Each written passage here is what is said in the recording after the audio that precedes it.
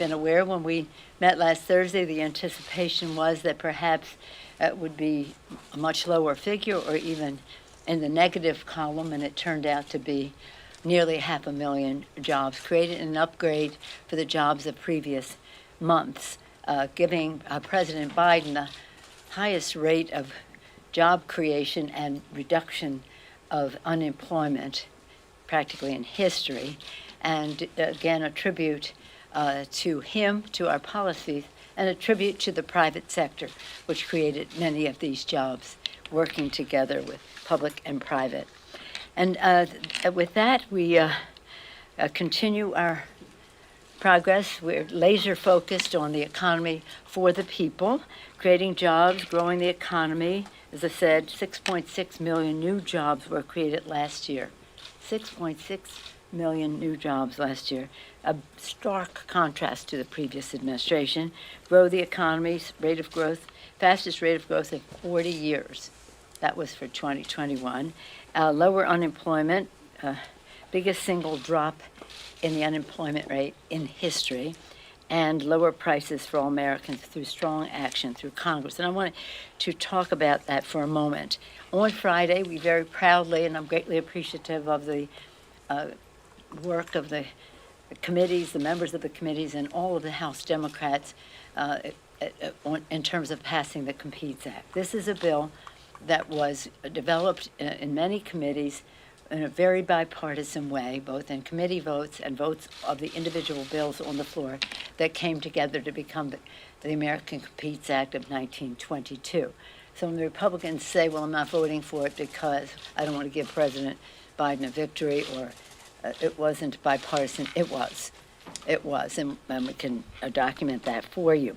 But in any event, it is legislation that makes America preeminent in manufacturing and innovation and economic strength. It's about declaring our independence, our self-sufficiency as a nation as we reduce our dependence on factors of production coming from other countries holding us up. The critical legislation will bolster that independence and self-sufficiency in manufacturing, while positioning us to be the leader and continue to be the leader in the 21st century. It was needed to contain inflation. Inflation, when you reduce unemployment, sometimes inflation goes up. And so I wrote to my colleagues this morning, and I want to talk to you about that letter. It said, I write to you in pride and appreciation for passing the Competes Act. Again, it bolsters self-sufficiency and independence. I won't read that.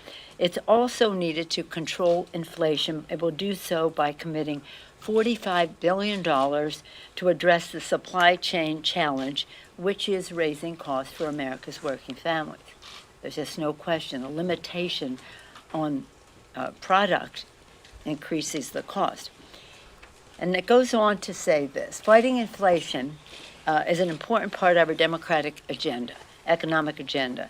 We designed our House bill passed not only in the Competes Act, but it's important for you to know that in the Build Back Better Act, it was a crucial tool to fight inflation, reducing the deficit. Not only is it paid for, but it reduces the deficit while creating jobs and lowering costs for our families. 17 Nobel Prize winning economists have explained, quote, because this agenda invests in long-term economic capacity and will embrace the ability of enhance the ability of more Americans to participate productively in our economy, it will ease longer-term inflationary pressures. Build back better. It goes on to say, in this letter, nonpartisan experts have repeatedly confirmed, completely confirmed that Build Back Better is exemplary in its fiscal responsibility. As the Joint Committee on Taxation confirmed, our bill is not only fully paid for, but will even reduce the debt by more than $100 billion in this decade. $100 billion, and as you know, that committee does a 20-year projection. $100 billion in this decade, but by $1 trillion in the next decade.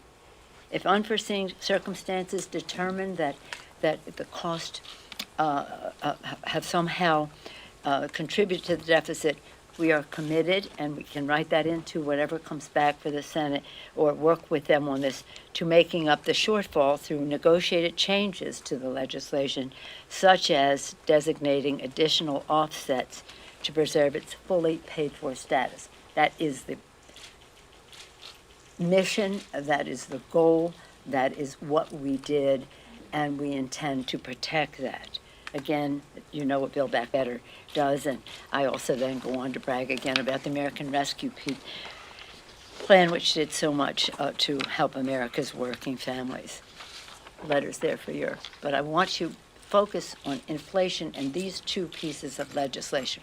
One, that we are sending over, it's being engrossed right now. That's a term of legislative art. And when it's finished, it will go over to the Senate for them to act upon it. And, of course, BBB is over there now. So that's that. Yesterday, the House, again, moving forward on doing the people's work, the House passed the continuing resolution to keep government open, meet the needs of the American people, whether it's our veterans, our seniors, our small businesses, our families, our children. It was strong bipartisan vote. I was very pleased with the vote we had, and we're making good progress on a bipartisan omnibus that will be ready in time to deliver for the American people. And now that President Biden has signed the infrastructure bill, we need to pass the omnibus to unlock some of the funding to go forward from the infrastructure bill. We have a lot going on here legislatively. Yesterday, we passed the postal reform to ensure speedy, reliable delivery service, save the U.S. Postal Service while protecting employees and retiree benefits. It goes on and on about the value of the Postal Service. I've said this to you before, I'll say it again, especially during the time of COVID, so important. U.S. Postal Service delivers 1.2 billion prescriptions each year, many of them medications ordered by our veterans. So we're very proud of that very strong bipartisan vote we had yesterday on that. And we sent that over to the Senate as we did the CR. Now I'm just going to close by saying that you've heard me say again and again that the Republicans seem to be having a limbo contest with themselves to see how low they can go. They seem to have reached rock bottom with their statement that what happened on January 6th was normal political discourse. Legitimate political discourse. I've also said that Republican Party, country needs a strong Republican Party. They've made great contributions to our country. I say this to Republicans all the time.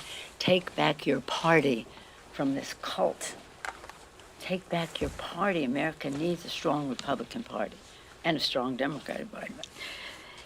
But it has been hijacked, and it's disturbing to see that the Republican leader of the House actually literally refused to condemn that resolution of legitimate political discourse. He literally ran away from the press when he was asked about his position. The Republicans can run, but they cannot hide from what happened on January 6th to call that legitimate political discourse. 140 law enforcement officers were wounded. Some people died. It was an assault on our Capitol, our Congress, more importantly, assault on our democracy. They can run, but they can't hide. With that, I'm pleased to take any questions you may have. Excuse me. Madam Speaker, do you support... You had a question last time. Yes, ma'am. Thank you. I would like to ask you just about Congresswoman Joyce Beatty. She referenced Yes. an incident with Congressman Rogers yesterday where he says that he hoped her, that he used profanity against her. This obviously comes on the heels of a lot of tense interactions between Democrats and Republicans. Congresswoman Cori Bush says she even had in these offices. You've been here in the House for more than 30 years. Have you ever seen the discourse between Democrats and Republicans this bad? I haven't seen the obstruction on the part of the Republicans and the legitimate political discourse reflection of their values this bad. The Republican leadership should be addressing the comments made by the Republican to Joyce Beatty. And as I've said to some of you who've asked me in the hall, if somebody insults you and it's public knowledge, you have to apologize in a very public way as well. Congresswoman Beatty and the Black Caucus took great offense at the crude language that was used to a black woman in the Congress. And so when people say, oh, there's gridlock in Washington and well, why can't they get along? It's not gridlock. It is obstruction. It is not shared values about respect for the institution that we serve in. Madam Speaker? Yes, sir. Madam Speaker, on stocks, I know you said a few weeks back that if members want to enact a ban on trading for lawmakers, you're open to that, you're okay with that. Yeah. I'm wondering, in light of recent reporting, do you have maybe a majority of your caucus now behind this idea? No. And secondly, I know that the legislation is still in its infancy. Will spouses be included as well? Well, Ethics let me just. experts have said that that's important, that if they're not. I'm sorry, who did? Sorry? Who said it was important? Walter Shaw is an ethics expert. He said this is important. Others have said I don't know who he is. Okay. What matters to me is what my members think. And Well, a member has told me she's prepared to vote against it if it doesn't include spouses. but you know what? I'm a big believer in our committees, and we've tasked the House Administration Committee to review the options that members are putting forth, and they have different views on the subject. But I'd said that a certain criteria that I wanted to see was whatever design they have for that. That's one. But the other is we have to tighten the fines on those who violate the Stock Act. It's evidently not sufficient to deter behavior. And then the third is just really, it has to be government-wide. We make a disclosure every year of our financial disclosure, that's what it is. And then in addition to that, on a regular basis, when there's a stock transaction, to report that. The court system, the third branch of government, the judiciary, has no reporting. The Supreme Court has no disclosure. It has no reporting of stock transactions, and it makes important decisions every day. I do believe in the integrity of people in public service. I want the public to have that understanding. We have to do this to deter something that we see as a problem, but it is a competence issue, and if that's what the members want to do, then that's what we will do. But the Supreme Court and the judiciary, even the chairman of the Chief Justice has pointed out some of what he flirted with the word, or maybe used the word, scandals that have happened in the judiciary. So they're listening to members about how it affects members. I'm also saying that we need, and our members have been saying this for years, why does the Supreme Court of the United States have no disclosure, financial disclosure, and now that we have the Stock Act do that. There's another consideration, as you know, in the executive branch, when they divest of their stock, they don't pay capital gains. So that's an interesting feature, but it's complicated, and members will figure it out, and then we'll go forward with what the consensus is. Will it be sometime this year that you're expecting? Well, yeah. I mean, I assume that they'll have it pretty soon. They're having meetings, I think, not as we speak, but in the course of now. But just in friendship, to say I know one person who's going to vote against it. We had one person vote against the Meats Act, too, the other day. But we had a tremendous, tremendous victory. What we're trying to build is consensus. Consensus. The plural of anecdote is not data. And what we want to do is have data that builds consensus. Yes, ma'am. Just two quick questions. One on the latest unionization effort, Congressman Levin introduced a resolution today. How quickly do you plan to move on that? Will it go through regular committee process, or will you fast track that to the floor? And then secondly, may you update us on the state of the union? And just bottom line, are we going to see a more socially distant event like we did last year? Well, let me take the second one first. There's a very great interest on the part of members to have more fuller participation in the State of the Union, and we have to respect the guidance of the Capitol physician, and we're anticipating some report from him with vaccinations and so much happening since last year. I think that people are ready to pivot in a way that shows to the American people we've largely been vaccinated here. We think that many more people can participate, but it's not anything that we can do. It's up to the Capitol physician, I sent out a notice again to the members at the guidance of the Sergeant at Arms, whose guidance comes from the physician. But we should have I'm hoping that every week brings us closer to a bigger participation. My goal would to be able to invite every member of Congress to the State of the Union. Yeah, and then in terms of what was it? Unionization, Congressman Levin's resolution, how soon is that? Well, his resolution is to, as I understand it, he had a press conference this morning. As I understand, his resolution was to bring forth something that was proposed in the late 90s, 96, something like that. At that time, they had something that was proposed that was like a tripartite.